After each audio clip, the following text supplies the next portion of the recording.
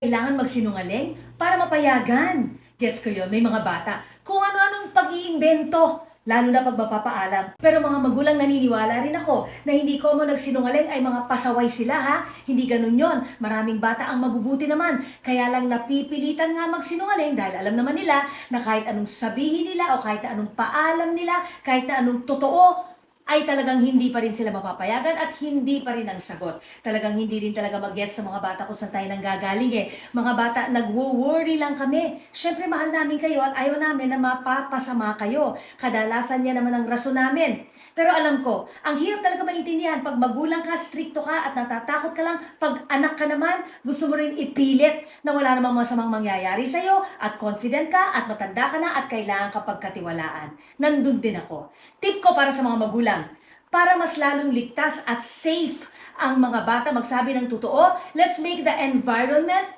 conducive to telling the truth. Kasi kung safe ang pakiramdam ng mga bata at ligtas sila, maiibsan yung mga dahilan ng pagsisinungaling. Think about that.